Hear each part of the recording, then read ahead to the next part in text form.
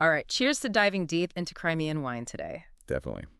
Cheers. Seems like you're thirsty for some knowledge on this region, so we've got a few sources to pour over today. We'll be looking at the book Crimea to get a handle on the history and the terroir, and then to add a little bit more flavor, we'll be adding in some info from an article called Crimea, Vinos entre historia o terroir on equiloro de territorio contestado. Even the title there kind of hints at the geopolitical side of things that seems to be almost as layered as the wines themselves. It really is fascinating how the very act of growing grapes and making wine in Crimea is just so completely intertwined with centuries of history and even like the present day politics. Yeah, you're not kidding. It's Yeah, almost like trying to understand the taste of the wine without knowing anything about the soil that it grew in. exactly. Speaking of which, the 2014 annexation by Russia, I mean, that had to have been a major turning point for the region, right? Absolutely, yeah. Yeah. Imagine trying to like build a wine brand when all of a sudden your access to the international markets just shrinks and investment dries up. Yeah. The Crimean wine industry had to adapt really quickly. So what did they do? Well, they didn't fold, that's for sure. Okay. They demonstrated actually incredible resilience, I think. Yeah. Crimean winemakers, Right. they really shifted their focus to the domestic Russian market, and they got creative. Right. There has been a surge in Russian government investment that's aimed at modernizing the industry, which in turn has actually attracted the interest of some international observers. Wow. It's like Crimea is kind of redefining itself, and people are curious to see what emerges. I can see why. Yeah. Let's talk about the terroir a bit, Yeah. because, I mean, Crimea's got the Black Sea, it's got mountains, it's got these huge steppes. Yeah. It's almost like a geography lesson, all in a wine glass. So what does it do to the grapes exactly? It's a really remarkable interplay of elements.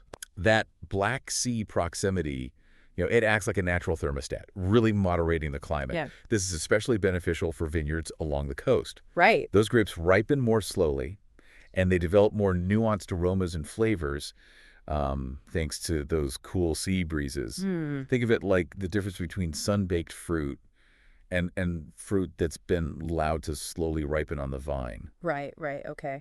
I'm getting a sense of those fresh, aromatic white wines now. Mm-hmm. But what about the mountains? I mean, they must play a role too, right? Oh, absolutely. Yeah. The Crimean mountains actually create these pockets of unique microclimates, Okay. shielding some vineyards from harsh northern winds and influencing everything from sun exposure to soil drainage. Oh, wow. This variety means certain grapes thrive in specific, almost hidden valleys. Wow. Almost like nature's playing a game of terroir hide and seek. So each valley could have its own little star grape. Exactly. That's incredible. And how do the steppes factor into all of this? Well, the steppes, they contribute a continental element to the mix. Okay. Their dry climate and their mineral-rich soil add a distinct minerality and complexity to the wines. Almost a taste of the earth itself. Yeah. It's like those rolling plains are lending a bit of their rugged character to the grapes. So we've got geography and history and politics. It's like all swirling around in every bottle of this Crimean wine. Now, let's rewind the clock a bit. Okay. How far back does winemaking go in Crimea? I mean, are we talking centuries, millennia? Hold on to your glass, because we're going back over 2,500 years. Wow. It was the ancient Greeks who first recognized the potential of Crimea's climate and soil for grape cultivation. Right. They introduced viticulture to the region and really laid the groundwork for a winemaking tradition that has endured for centuries. Wow. Ancient roots. But I'm guessing the story doesn't just stop with the Greeks, right? No. There must have been other cultural influences over the years. Oh, absolutely. Yeah. Over the centuries, Crimea has seen a fascinating parade of cultures. Tatars, Genoese, Ottomans, and of course the Russians. Right. Each left their mark on the viticultural landscape, weaving a rich tapestry of traditions and techniques. Wow. It's like each culture added a new layer to the complexity of Crimean winemaking. So it wasn't just about passing the torch. It was about, like, adding fuel to the fire, Exactly. so to speak. Yeah. Yeah. I've heard about the rise of Crimean wine during the Russian Empire. Was that when things really took off? Precisely. Yeah. During the Russian Empire, Crimean wine gained immense prestige, Mm. even becoming a prized supplier to the Tsarist court. Wow. It was seen as a symbol of luxury and refinement. Yeah. In fact, the iconic Masandro winery, you've probably heard of that, Yes, of course. was established in 1894 by Tsar Nicholas II himself. Wow. He was a big fan. Lysandra, it's like the crown jewel of Crimean wine, right? You could say that. Yeah. But I've also read that there were some darker times for Crimean winemaking. Right. What happened? You're right. The Soviet era, it really marked a period of decline for Yeah. Crimean wine. Okay. The focus shifted to mass production. Right. And quality suffered as quantity kind of became king. Yeah, yeah. Those once revered vineyards were essentially relegated to churning out bulk wine. It's almost like a Sleeping Beauty story waiting to be reawakened. And that's exactly what's happening now. Oh, right. There's a real sense of revival in the Crimean wine industry. Mm-hmm. Winemakers are reclaiming their heritage, focusing on quality, and striving to express that unique terroir we talked about. Right, right. It's a new chapter full of potential. That's exciting to hear. Yeah. Now let's talk about the grapes a little bit because, I mean, it seems that Crimea grows this really intriguing mix of both indigenous and international varieties. Mm-hmm. So what are some of the stars of the show? Well, if you want to understand the true soul of Crimean wine, you have to start with the indigenous grapes. Right. These are varieties that have adapted to the Crimean terroir over centuries, Mm-hmm. each with a unique story to tell. Okay. We're talking about grapes like Kokor, Cafesia, and Ikamkara. Those names sound so exotic. Yeah. What can you tell me about them? Well, What kind of wines do they produce? I'd say, I'm especially curious about Kokor. yeah, Kokor is all about delicate charm. Okay. It tends to produce wines that are beautifully aromatic, bursting with zesty citrus notes, delicate floral hints, and that unmistakable mineral edge that we talked about. Right. It's like a taste of the Crimean sunshine intertwined with the refreshing sea breeze. Okay, now that's what I call terroir in a glass. Mm-hmm. And what about Cafesia? What makes that stand out? Cafesia is it's known for its intensity. Okay. It's full-bodied and bursting with exotic fruit flavors. Okay. Think pineapple, mango, passion fruit. Delicious. It's like taking a sip and being transported to a tropical paradise. Wow, okay. But then you get these subtle floral notes, hints of roses and jasmine, which add another layer of complexity. Okay. And to balance all that richness, Cafesia has this wonderful acidity that keeps the wines feeling fresh and vibrant. Wow. That sounds amazing. Mm-hmm. And what about Ikamkara? I mean, the name itself just sounds mysterious. Ikamkara is a real headliner. Yeah. It's one of Crimea's star indigenous red grapes. Wow.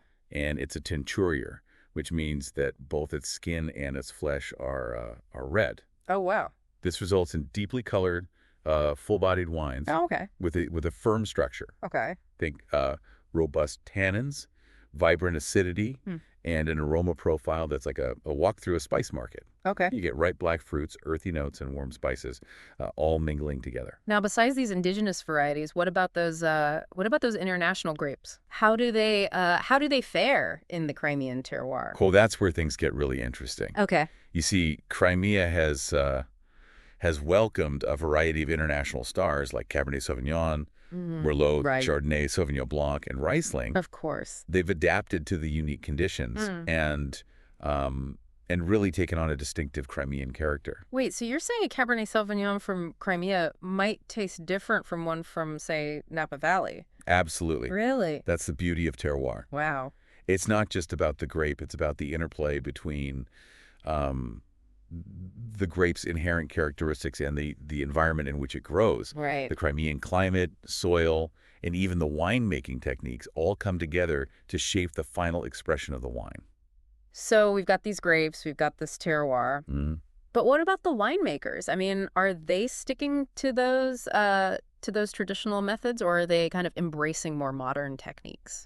That's a great question, and it's actually a fascinating blend of both. Crimean winemaking is this delicate dance between honoring tradition and embracing innovation. So give me an example. Okay. What's a traditional technique that's still widely used today? Open tank fermentation is a great example. Okay. It's a traditional method, especially for red wines, Right. where the juice is fermented in large open vats, allowing for more contact with the air. Hmm. This can result in wines with more complex aromas and flavors. So they're letting those wines breathe deeply from the very beginning. Exactly. Interesting. And what about those, what about some of the modern techniques? What are some examples of that? Well, temperature-controlled stainless steel tanks are becoming increasingly popular. They give winemakers more control over the fermentation process, allowing them um, to fine-tune the temperature for optimal flavor development. Right. And then there's the use of selected yeasts, Mm-hmm. which can enhance specific aromas and flavors in the wine. Yeah. Some winemakers are also experimenting with techniques like carbonic maceration, Okay. which produces lighter, fruitier red wines by fermenting whole grapes in a carbon dioxide-rich environment. So it's like a mix of old world charm and cutting edge technology. You got it. Yeah. It's about finding the perfect balance between tradition and innovation to create wines that really express the true essence of Crimea. Now, with all these different wines being produced, how are they classified? Hmm. Does Crimea have its own appellation system like France or Italy? They are in the process of establishing a system that draws inspiration from those European models. Okay. The goal is to protect and promote the quality and authenticity of Crimean wines, Right. similar to the Protected Designation of Origin, PDO, and Protected Geographical Indication, PGI systems you find in Europe. Okay, so PDO, PGI, those sound familiar. Can you remind me what those terms actually mean? Of course, a PDO, or Protected Designation of Origin, is the highest level of classification. Okay. It guarantees that a wine comes from a specific geographical area and that it follows strict production regulations. Okay. This ensures that the wine reflects the unique characteristics of that terroir. So it's like a seal of authenticity. Exactly. Okay. A PGI, or Protected Geographical Indication, is a bit broader. Right. It still links the wine to a specific region, but the regulations are a bit more flexible. Okay, got it. Mm-hmm. So there are levels to this whole classification system. Yes. Are there specific regions in Crimea that are already known for certain wine styles or have earned those coveted PDO designation? Absolutely. Okay. Some key PDOs that are emerging include Crimean South Coast, Okay. Sevastopol, Sudak, and Yalta. Yeah. Each of these areas has its own distinct terroir and produces wines with unique personalities. Okay. You've piqued my curiosity. Tell me more about these PDOs. Let's start with Crimean South Coast. What makes that so special? Crimean South Coast is really the heartland of Crimean winemaking. Okay. Think of it as the Bordeaux of Crimea. Oh, wow. Okay. It boasts a Mediterranean climate, diverse soils, Mm-hmm. and a long history of winemaking. Okay. You'll find a wide range of grape varieties thriving here, Okay. from elegant reds like Cabernet Sauvignon and Merlot to refreshing whites like Chardonnay and Sauvignon Blanc. So Crimean South Coast is all about diversity. Exactly. It's like a one-stop shop for Crimean wine exploration. It really is. And what about Sevastopol? What kind of wines can we expect from there? Sevastopol is a smaller PDO centered around the historic port city of the same name. Okay. It's particularly well suited to Cabernet Sauvignon and Riesling, Okay. with its proximity to the sea, influencing the wine's character. Oh, They tend to have this lovely freshness and minerality that really sets them apart. It's like the sea is whispering secrets into those grapes. Okay, now that's poetic. So if I'm craving a crisp, mineral-driven white, Sevastopol should be on my radar. Absolutely. Tell me about Sudak. This one sounds intriguing. Sudak. Yeah. This PDO is located on the eastern coast of Crimea, Mm. and it's known for its warm, dry climate, Okay. which is perfect for producing sweet and fortified wines. Really? They have a long tradition of making dessert wines here, Mhm. actually dating back to the Byzantine Empire. Oh, wow. Yeah, long history. So if I have a sweet tooth, Sudak is where I need to be. You've got it. Okay. Imagine sipping a luscious Moscato or an Aleatico wine from Sudak after dinner. Mm. It's like sunshine in a bottle. Okay, Sudak is definitely going on my list. Mm-hmm. And lastly, let's talk about Yalta. What makes this PDO stand out? Yalta is it's a prestigious PDO Okay. nestled along the southern coast. blessed with a mild climate, influenced by the Black Sea. It's known for producing elegant red and white wines, as well as some exceptional sparkling wines. So Yalta is all about sophistication. You could say that. Yeah. Think complex Cabernet Sauvignon and Pinot Noir wines, crisp Chardonnay with delicate floral notes, Right. and aromatic Riesling with hints of stone fruit and honey. Yalta truly showcases the artistry of Crimean winemaking. It does. You've painted such a vivid picture of these PDOs. Yes. It's like I can already taste the wines. But I am curious about the general flavor profiles of Crimean wines. Right. What can you tell me about them? I mean, are we talking bold reds, crisp whites, or something in between? Imagine a symphony of flavors, from the robust and earthy to the light and refreshing. Okay, that's a good start. But I need more specifics. Give me the rundown. Right. Let's start with the reds. What kind of flavor profiles are we talking about? Crimean reds are a dream for those who love full-bodied wines with intense flavors. Okay. They're often characterized by ripe tannins, which give them structure and aging potential, and a complex aroma profile that unfolds like a good story. Okay. You'll often find aromas of dark fruits like blackberries, plums, and cherries, intertwined with notes of spice, leather, and earthiness. Sounds perfect for pairing with hearty stews and roasted meats. Exactly. What about those white wines? What can we expect there? Crimean white wines are all about freshness and vibrancy. Okay. They often have a crisp acidity that makes them incredibly refreshing. Right. And their aroma profiles are like a walk through a citrus grove with hints of white flowers and a subtle saline note from the nearby Black Sea. Okay, so we're talking about wines that are both refreshing and complex.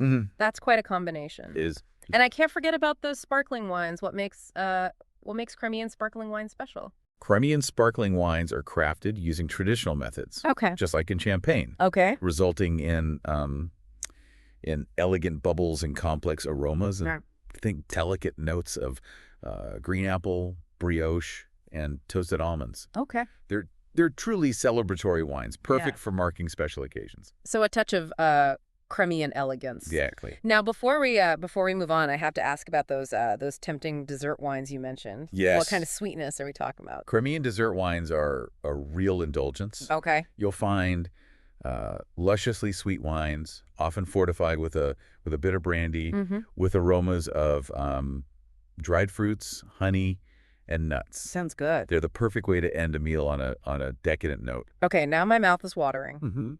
But I'm curious about specific wines. Okay. Can you give me some examples that really capture the essence of Crimea? Of course. Yeah. Let's start with those full-bodied reds made from Ikamkara. They're a must-try for anyone who loves wines with depth and complexity.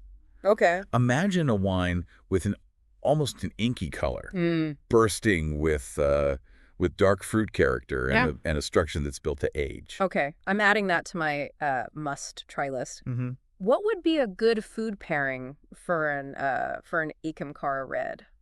Oh, they pair beautifully with grilled meats, hearty stews, and aged cheeses. Okay. The wine's intense fruit character and firm tannins can stand up to the richness of these dishes, while the spicy notes in the wine complement the savory flavors of the food. That's what I call a perfect pairing. Exactly. What about a white wine example? Something that really showcases the freshness and vibrancy that you were talking about earlier. Let's talk about Kukur. Okay. That's Kukur white wines with their zesty citrus notes and bright acidity. Right. Are a dream pairing for seafood. Imagine sipping a glass of chilled Kukur with fresh oysters, grilled fish, or a plate of delicate shellfish. Okay, that's a winning combination. It is.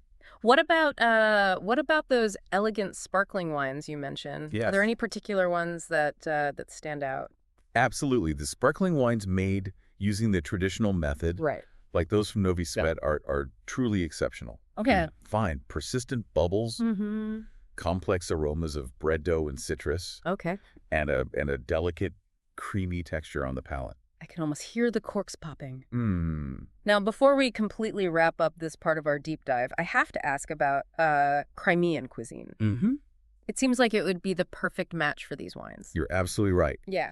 Crimean cuisine is a fascinating blend of Mediterranean, Eastern European, and Central Asian influences, reflecting the region's diverse history and culture. And it's a culinary adventure that pairs beautifully with local wines. So give me some examples. Why? What are some classic Crimean dishes that we should be pairing with these wines? Well, let's start with plov, Okay. a flavorful rice dish with lamb or beef, and a medley of spices. Hmm.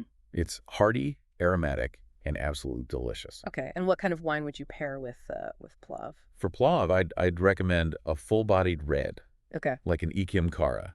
Okay. Its intense fruit character and firm tannins can stand up to the richness of the dish, Okay.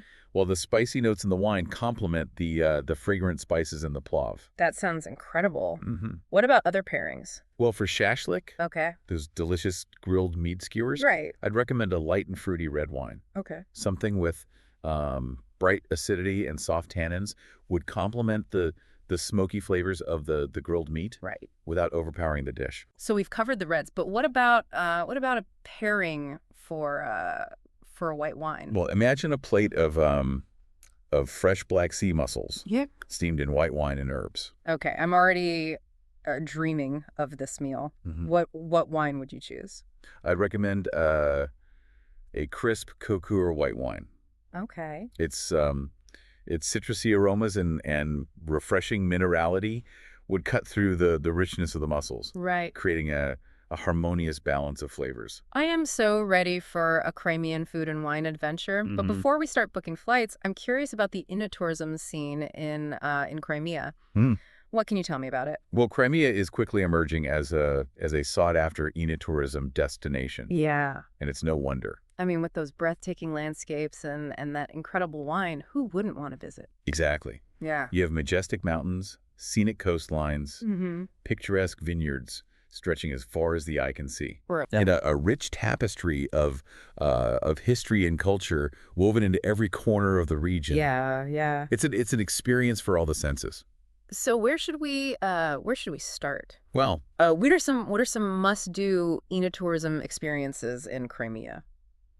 the South Crimean wine route is a great place to begin. Okay. It's like a journey through the heart of Crimean wine country, Mm-hmm. taking you to some of the most iconic wineries in the region, Okay. including the legendary Massandra Of course. and the historic Novi Svet. So we're talking about a deep dive into Crimean wine history. Absolutely. Yeah. You get to explore historic cellars, Wow. learn about traditional winemaking techniques, Right. and taste some truly exceptional wines. It's a wine lover's dream. It is. That sounds amazing. Mm-hmm. What about those smaller, more boutique wineries that you mentioned earlier? Yes. Are those worth checking out? Definitely. Crimea is also home to a growing number of boutique wineries that offer a more intimate, Okay. personalized experience. Yeah. It's a chance to meet the passionate winemakers, Yeah. hear their stories, and taste wines that are truly unique and expressive of their specific terroir. So if we're looking for something off the beaten path, those are the places to go. Absolutely. Yeah. You might stumble upon a family-run winery nestled amidst rolling hills, or find a tiny tasting room tucked away down a cobblestone street. Okay, I'm picturing it now, sipping wine with the winemaker, hearing their story and soaking in the beauty of the Crimean landscape. Mm-hmm. It sounds magical. And what about festivals or events? Are there any special occasions that would be worth planning a trip around? Oh, absolutely. Crimea has a vibrant wine culture, Okay. and there are always festivals and events happening throughout the year. Like what? Give me some examples. Well, the Yalta Wine Festival is a must-do for any wine enthusiast. Okay. It's a celebration of all things Crimean wine, Right. with tastings, live music, food stalls, and a chance to mingle with local winemakers. Okay, that's going on the calendar. It's a true feast for the senses. And what about the harvest season? Oh, the harvest. Yeah. Many wineries celebrate the harvest with special events. Okay. Where you can witness the the grape picking, Mm-hmm. participate in traditional celebrations, Right. and taste the newly pressed juice. Okay, I'm convinced Crimea is definitely calling. Yeah. But before we wrap up this part of our deep dive, Uh-huh. I have one final question, Uh, and this one's a bit more philosophical. I'm on the philosophy. With all the challenges facing the Crimean wine industry, Hmm. what does the future hold? Do you think they have what it takes to thrive on that? You know, what's really captivating about the Crimean wine scene is it's not just about the big-name wineries. There's this whole undercurrent of smaller producers that are really shaking things up. Oh, that sounds right up my alley. I love discovering those hidden gems. What makes these smaller wineries so special? Well, many of them are embracing organic and biodynamic practices. Okay. Think minimal intervention, both in the vineyard and in the winery. Right. They're all about letting the grapes and the terroir be the stars of the show. So it's about showcasing the true essence of Crimea in every bottle. Exactly. Yeah. Not trying to mask it with too much manipulation. The wines they're crafting are often described as having a certain vibrancy and purity, almost a raw energy that comes from working in harmony with nature. It's Exactly. like tasting the soul of the Crimean landscape. Mm-hmm. I bet these smaller producers are also really passionate about preserving those age-old traditions that we talked about. Absolutely, yeah. They see themselves as guardians of that legacy, Right. carrying on the knowledge and practices that have been passed down Mhm. through generations. Yeah. But they're not afraid to add their own unique twist either. That's what I love about winemaking. It's this beautiful blend of art and science, Yeah. history and innovation. Yeah. Okay, so if I were to plan an tourism trip to Crimea, Mm-hmm. where would you send me to experience these smaller, more artisanal wineries? I'd say venture off the beaten path. Yeah. Explore the countryside and those charming villages tucked away in the hills. Yeah. There's a real sense of adventure in seeking out these hidden gems. So it's all about those unexpected discoveries, those Do you- serendipitous encounters. Precisely. You might stumble upon a family-run winery nestled amidst rolling vineyards, Right. or find a tiny tasting room tucked away down a cobblestone street. It's those moments that make the journey so memorable. Okay, I'm already picturing myself lost in the Crimean countryside, Mm-hmm. sipping wine with a passionate winemaker and hearing their story. Mm-hmm.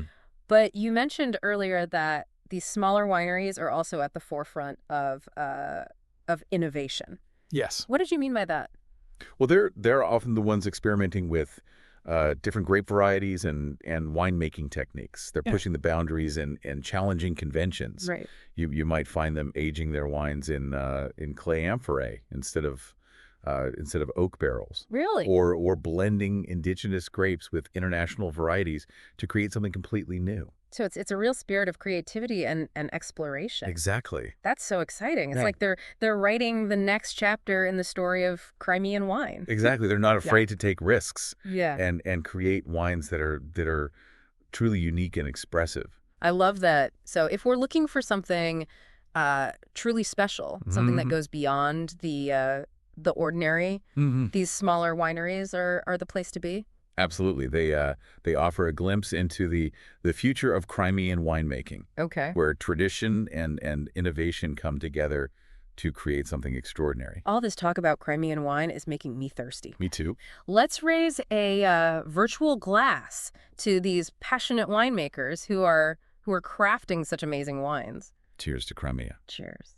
Yes. Now, before we move on to the next part of our Crimean wine adventure, Mm-hmm. there's one more aspect we need to explore. Okay. And it might not be what you'd expect. Oh, okay. We've talked about the land, Mm-hmm. the grapes, Mhm. the winemaking, Yeah. but we can't forget about the human element. Right. The people behind the wines are just as fascinating as the wines themselves. I completely agree. Okay, I'm intrigued. Tell me more about these people. Who are they, and what are their stories? Well, Crimean winemaking is a tapestry woven from the threads of different cultures and generations. Right. You have families who have been tending vineyards for for centuries, Wow. passing down their knowledge and traditions from one generation to the next. So we're talking about a real sense of heritage and connection to the land. Exactly. For these families, winemaking is more than just a job. Right. It's a way of life. Yeah. It's a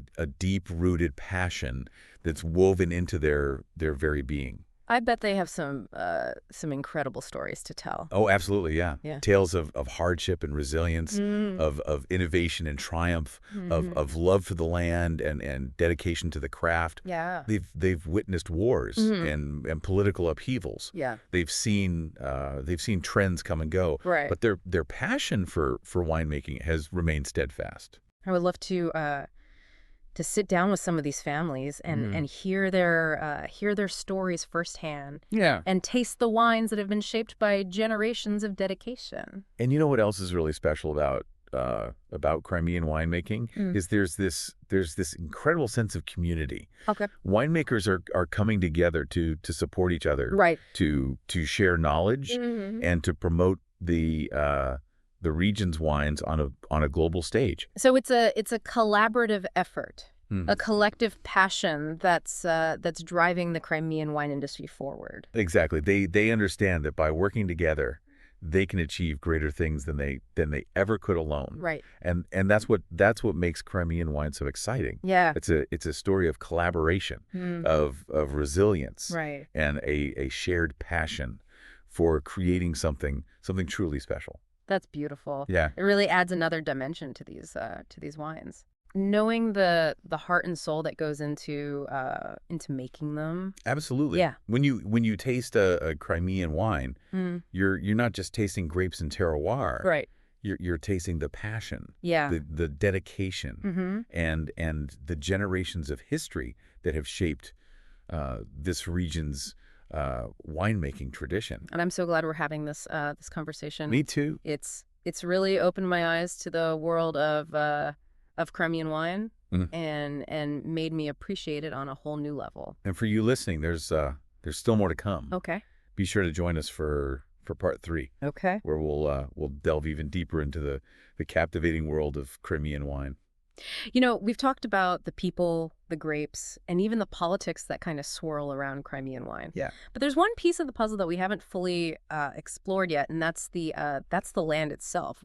We've touched on those mountains, the sea, those vast steppes. Is there even more to this Crimean landscape that makes it so special for winemaking? You're absolutely right. There's a whole other layer of complexity when it comes to the geology of Crimea. Okay. We're talking ancient volcanic soils. Wow. Hidden valleys with their own unique microclimates and these dramatic limestone cliffs that plunge right into the Black Sea. Okay, now that's what I call dramatic terroir. It's like a scene from a movie. It is. But how do these geological features actually influence the wines? Well, What should I be tasting? let's start with those ancient volcanic soils. Okay. They're rich in minerals and nutrients, which translates into wines with incredible depth and complexity.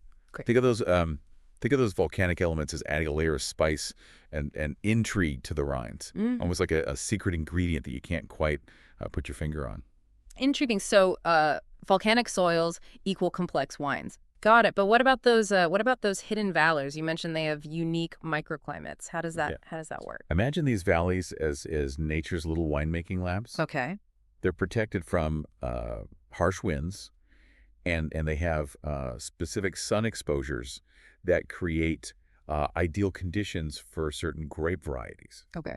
Some might be perfectly suited for delicate white grapes, while others might be a haven for robust reds. Wow. It's almost like each valley has its own personality. So it's those microclimates again, those subtle variations that can make all the difference in the world when it comes to wine. Absolutely. Now, what about those limestone cliffs? I mean, you painted such a vivid picture earlier. Those cliffs are something else. Yeah. Imagine vineyards clinging to those slopes. Right. Their roots digging deep into that chalky soil. Okay. Limestone is known for its ability to retain heat, which is essential for for ripening grapes. Okay. And it also imparts a distinct minerality to the wines, Right. a sort of flinty, stony quality Mm. that adds another layer of complexity. Okay, I'm officially adding wine tasting on a Crimean cliffside to my bucket list. You should. It sounds like an experience for all the senses. It is. You know, what's really captivating about Crimean wine is it's not just about the geography or the geology. Right. It's about the history that's kind of soaked into the very soil. You're right. We talked about those ancient roots earlier. Yeah. But remind me about some of the key historical moments that have really shaped Crimean winemaking. Well, we have to start with the ancient Greeks, Right. who brought viticulture to the region over 2,500 years ago. Wow. They established those first vineyards and really set the stage for everything that followed. Okay. But then the Byzantine Empire left its mark Yeah. with a focus on sweet and fortified wines, Right. a tradition that still exists in some parts of Crimea today. So those sweet wines have a long and storied history in Crimea. Absolutely. Enough. Well, we can't forget about the Crimean Tatars, Right. who ruled the peninsula for centuries. Right. They developed their own unique winemaking practices, Right. using indigenous grape varieties and traditional techniques that have been passed down through generations. So it's like each wave of history has added a new layer to the complexity of Crimean winemaking. Exactly. Even during the Soviet era, when mass production was prioritized over quality, those historic vineyards and traditional practices never completely disappeared. Right. It's like the vines themselves held onto the memories of the past. So even during those challenging times, the spirit of Crimean winemaking endured. That's inspiring. It is. And now, as Crimea kind of rediscovers its winemaking heritage, it's like all those historical influences are coming together to create something truly special. It's a renaissance. Yeah. There's a real sense of pride and excitement in reviving those ancient traditions and showcasing them to the world. Okay, before we wrap up our Crimean wine adventure, Right. I have one final question for you, and this one's a bit more philosophical. Bring on the philosophy. I'm ready. What is it about wine, especially wine from a place like Crimea, that captures our imaginations? I mean, what makes us want to travel the world through its flavors? I think wine has this incredible power to transport us to another place and time. Yeah. When you sip a wine from Crimea, you're not just tasting grapes. Yeah. You're tasting the essence of the Crimean landscape. Yeah. The sunshine, the wind, the soil. You're tasting history in a glass. It's like a liquid time capsule. Yeah. A poem written in flavors. Beautifully said. Yeah. And in a world that's increasingly fast-paced and digital, wine offers us a way to slow down, to savor the moment, Yeah. and to connect with something deeper, something more meaningful. I couldn't agree more, and I think that's what makes Crimean wine so special. It's not just a beverage; it's a story in a bottle, a story of resilience, of passion, and a deep connection to the land. Well said. And if our deep dive has sparked your curiosity, I encourage you to seek out a bottle of Crimean wine and experience it for yourself. You'll be surprised by what you discover. Cheers to that, and that concludes our Crimean wine adventure. Cheers. We hope you enjoyed the journey as much as we did. Until next time, keep exploring, keep learning, and keep diving deep.